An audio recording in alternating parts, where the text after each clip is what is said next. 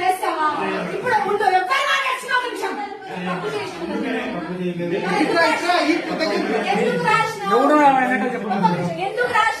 అందరికీ నమస్తే అండి. నా పేరు మనీషా నాయర్. గత 2 రోజుల నుంచి సర్క్యులేట్ అవుతున్న న్యూస్ గురించి మాట్లాడడానికి వచ్చాను. అందరూ కాలు పట్టించుకేంది అని ఒక మగాడితోనే మాట్లాడుతున్నారే తప్ప ఆ కాలు పట్టించే కన్నా ముందు ఏమేం జరిగింది అనేది చాలా మంది ప్రజలకు తెలియదు. కాబట్టి ఇది నేను తెలియజేయాలనుకుంటున్నాను. అక్కడ ఉన్నటువంటి ఇష్యూలో లక్ష్మీనారాయణ అనే వ్యక్తి ఒక మనం రిపోర్టర్ అండి. ఆ మనం రిపోర్టర్ గత సంవత్సరం రోజుల నుంచి మా మీద చేసినటువంటి దాడి ఒకసారి నేను మీకు చూపించాలనుకుంటున్నాను. గీతం ట్రాప్ లో హనీ ట్రాప్, కాలేజీలో కార్యక్రమానికి రంగమ్మను ఆహ్వానించిన మనీషా నాయర్, గీతం పేరుతో వేల మంది విద్యార్థుల తల్లిదండ్రులని ట్రాప్ చేసిన మనీషా నాయర్. రాశారు కదండి, నేను ఒక ఆడపిల్లనే కదా. ఇంత దారుణమైనటువంటి రిపోర్ట్ ఇంత రాశారే, సేమ్ రంగమ్మ తరహాలోనే రహస్యంగా వీడియో రికార్డ్ చేసిన బ్లాక్ మెయిలింగ్ అని చెప్పి ఎవిడెన్స్ చూపించండి. ఏం తప్పు చేశానో మీరు ప్రూవ్ చేయాలి కదండి. వితౌట్ ఎవిడెన్సెస్ నా చేతిలో పెన్ ఉంది, నా చేతిలో పవర్ ఉంది, నేను ఒక ప్రెస్, నేను ఒక మీడియా అని ఏది పడితే అది రాసేస్తారా అండి?